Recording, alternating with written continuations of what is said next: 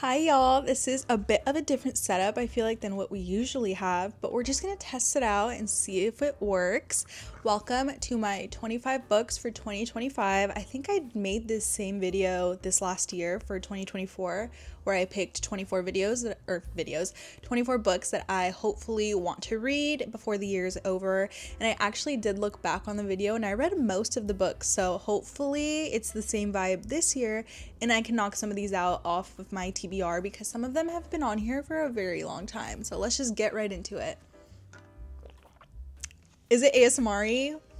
We're gonna start off with, if I'm looking down, it's because I'm looking at my laptop, so sorry, I have all of the books on here. First one being the MindF series. I don't want to drop an F-bomb, so I'll just pop it up on the screen. Yeah, I have no idea really like the storyline or plot at all about this, but basically what I do know is that it is 5 novellas and they're all pretty short. So they're 5 novellas and they all make up one book, but I'm just gonna count it as one. And I do really want to read this book because I just have heard really good things about it. I feel like I've seen this float around since like OG TikTok days, and even still now I see a lot of people talk about it. I always see people say it's one of their favorites, so obviously color me impressed. I am very intrigued and I want to know what it's about. I did see on Goodreads that it's basically a romance, thriller, mystery, dark, like all of these different little topics and subgenres that I'm very interested in. Romance and mystery thriller obviously being like my big two.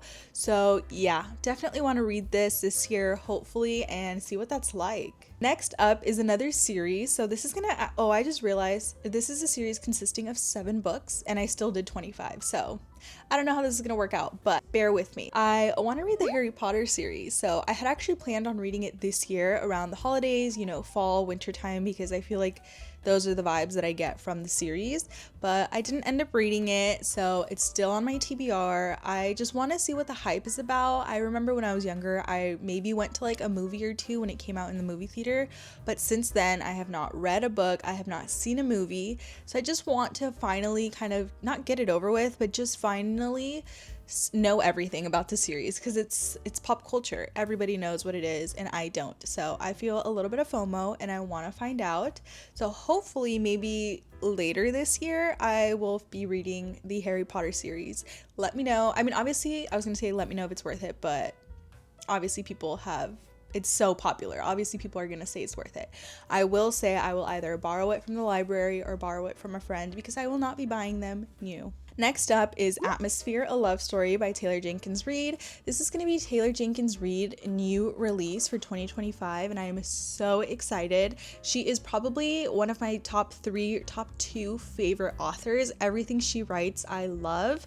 I just think she's such a creative writer and is so good with just creating an emotional story. Some of her books are some of my favorites ever, and I just know this one is going to hit different. It's kind of space themed. It's giving Project Hail Mary vibes, but there's also, I'm assuming, going to be a little bit of a romance.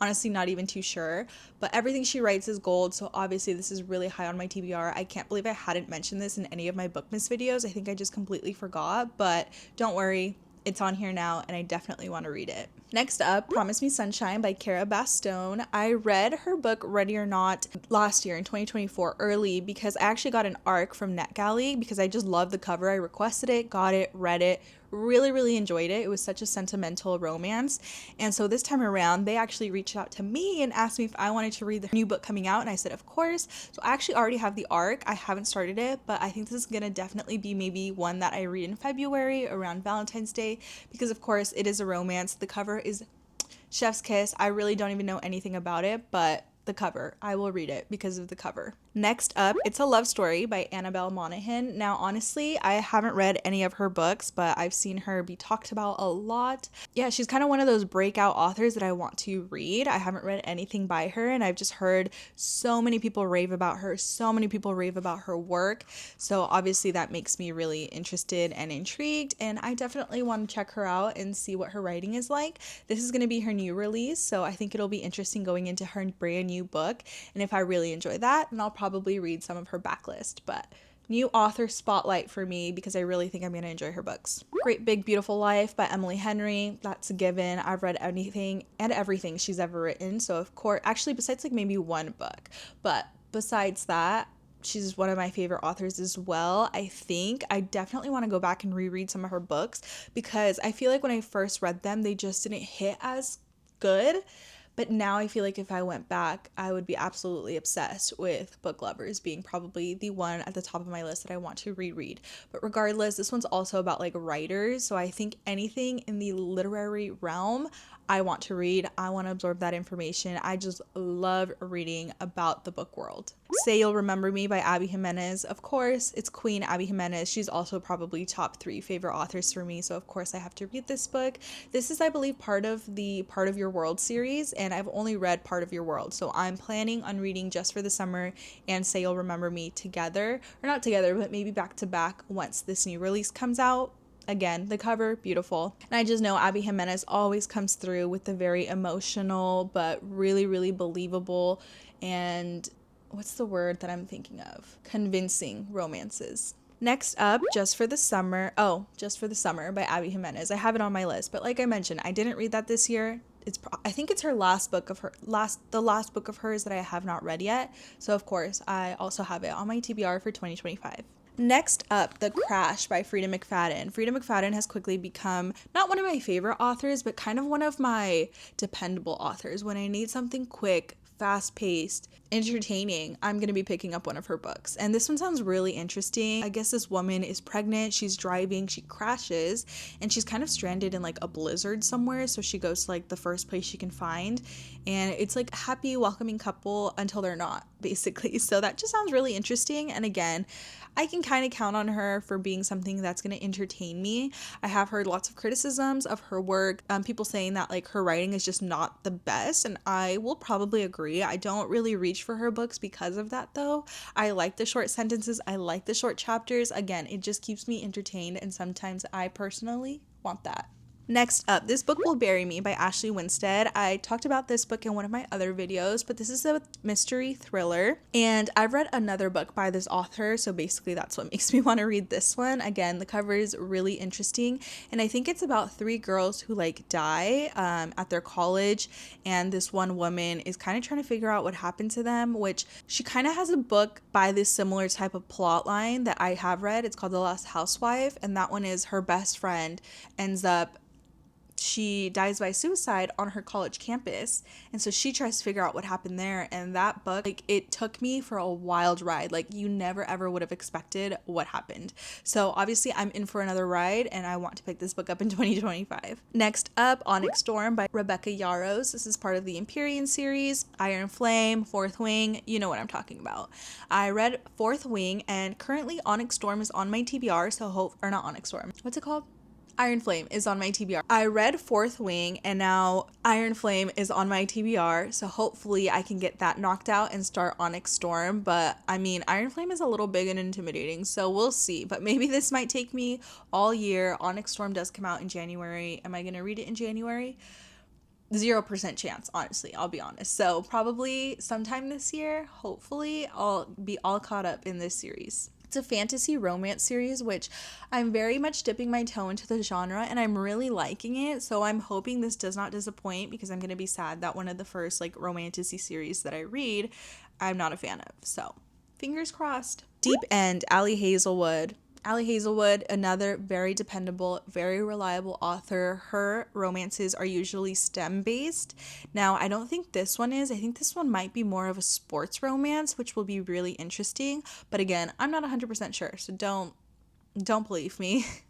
Maybe look it up. Maybe I should have looked it up. But again, the cover is really awesome. It's really intriguing. I have heard this one is definitely more spicy.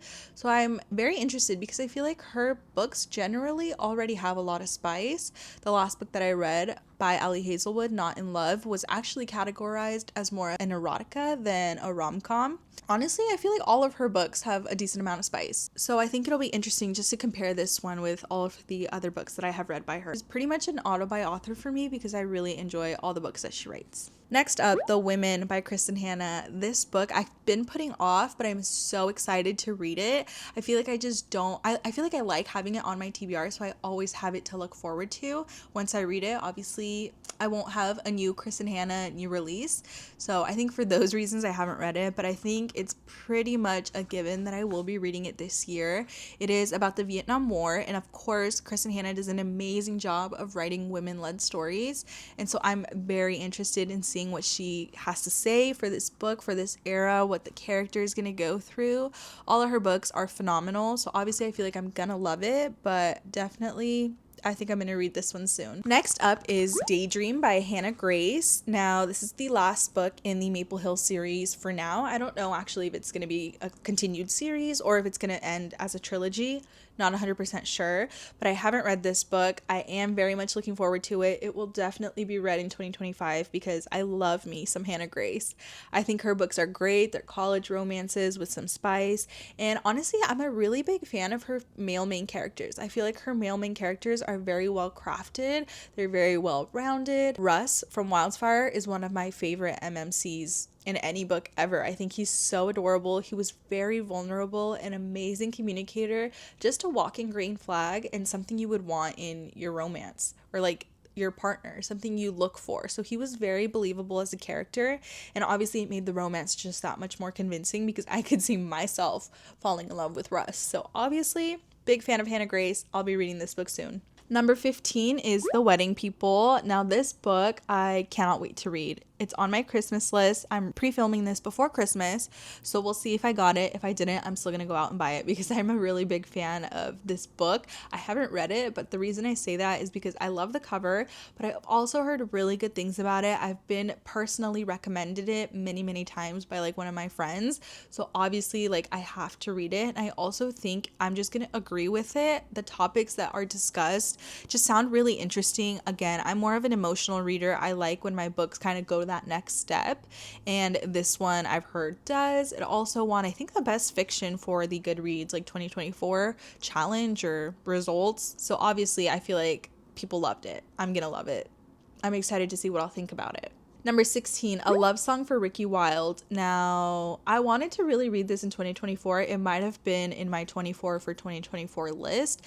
Again, I just didn't get to it, which is such a bummer, but I think I definitely want to prioritize this one. I've read another book by this author, 7 Days in June, which is a Reese's Book Club book, and I still think about that book to this day. I was a huge fan of it. I really liked it. I thought the two main characters, they're just history, and their connection was great. One of the best that I've ever read, and I would honestly consider rereading 7 Days in June just because of how much I love that book.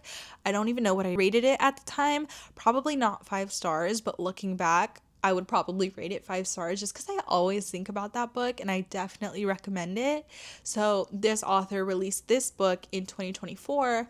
Again, I thought I would read it. I didn't. So I'm going to try to prioritize it for this year because I think I'm going to really enjoy it. Maybe around February, maybe it'll be one of the books that I knock out early in the year, but definitely I think I'll be reading it. And it is a romance, so obviously one of my favorite, if not my favorite genre. And I'm just looking forward to having a nice, deep connection between two main characters. What more can you want? Next up is going to be Wait, is that the right one? No. A Storm of Swords by George R.R. Martin. Sorry, I am on the 3rd book in the Game of Thrones series. Now, I know I talk about not being a fantasy lover and whatnot, but Game of Thrones, give me Game of Thrones. Game of Thrones is iconic. If you've never read it, I absolutely recommend it, even though I haven't even finished the series, but I've seen the show probably over 5 times completely through.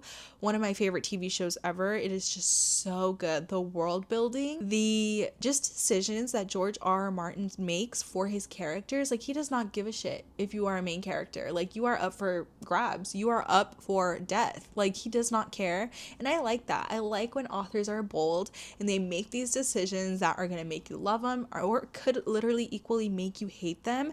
But I just think that makes a series so fun and interesting, and I think that's why Game of Thrones is so big. Also, just the world building is incredible. It's so strong, and it's such an amazing... Hold on, I'm actually sitting on my ankle and now I'm moving it and it really hurts. Ow. Okay, I'm gonna back up here. Anyway, what was I saying? A Storm of Swords. A Storm of Swords is the third book in the series, and I've actually heard it's like the best one in the series because if you know, you know, a major event happens in this book. So obviously, very excited to read it. I did have it, I think, on my TBR in 2024. I think I started it, only got like maybe 5% in. It's a chunky book. I don't know why I didn't continue it. I think at the time I just wanted to read other things, and I did read the House of the Dragon book. So there's another show, House of the Dragon, that had its own book that George R. Martin also wrote. So I read that one in 2024 just because I wanted to know what the show was going to be about. Like, I just didn't want to wait 10 years for the entire show to be out. So I decided to read it. So I think that was kind of my George R. Martin book for the year. But hopefully in 2025, I will read A Storm of Swords, and I will absolutely share my thoughts and feelings because I genuinely feel like this book is going to wreck me. Like, it is going to be wild, and I can't wait. Next up, actually, Waterbreak. Can you hear me swallow my water? Anyway, 11/22/63 by Stephen King. I did actually have this on one of my TBRs a few months ago, and I did start it, got about 20 pages in. Again, I just kind of pushed it aside. 20 pages in is nothing. I'm not going to say it wasn't interesting because, again, it was 20 pages. The book is damn near 1,000 pages long. Obviously, the whole story was not told. So it wasn't the book's fault at all. It was just me kind of pushing it aside for other books at the time. But this book has been on my radar for the longest time, and I've genuinely wanted to read it. So I'm definitely going to be prioritizing it this year. Again, I've heard amazing things about it, and I have read one Stephen King book now. I read Billy Summers, which was not my favorite book ever, but I think I'm gonna like this one more, even though it is kind of sci-fi time travel-y, which I tend to steer away from those genres just because they're not my favorite. But I want to see how I feel about it with Stephen King writing it, because Stephen King, it's Stephen King, you know? So we will see, but yeah, hopefully I can read this one. Next up is The Last One at the Wedding by Jason Rekulik. This is a thriller mystery, and Jason Rekulik, or Rekulak, I don't know how to say his last name, but he wrote Hidden Pictures, which is probably, if not the only 5-star read I have ever rated, like a mystery thriller. It was just that good, in my opinion. I was a big fan. So he came out with this book in 2024. I really wanted to read it, didn't have enough time. Now it's on my TBR for 2025, and I'm very much hoping I get to it. I am going to probably prioritize it. I love mystery thrillers, so I'm excited to see what this one's going to be about. Honestly, I'm not going to lie, I have no idea what it's actually about. I don't know what the story is, none of that, but I'm banking on it because of the author. So we'll see. Next up, Love Unwritten, Lauren Asher. She's continuing no, it's not Dreamland Billionaires. Lake Wisteria. It's another billionaire romance. I can't think of their name or the actual name of the series, but this is book 2. Book 3, I think, comes out this year, so I have to catch up, basically. These books are chunkier romances, and not the biggest fan because I feel like you don't need that much length, and I have heard that about this book specifically, so a little bit intimidating, a little bit scary. We'll see. I did really like the first book in the series, so I'm hoping, it stays on a high note. The last Lauren Asher book that I read, 5 stars. Still think about it to this day. It was the final offer, if you guys want to know. Third book in the Dreamland Billionaire series. Favorite book, really good. So yeah, definitely going to prioritize this one probably around the romance month of February, but we'll see because I feel like I've said that now for like 4 books, and we got to spread them out, I think. Even though 25 is kind of a lot, I have to read like 2 a month at least if I want to get through this entire list. We'll see.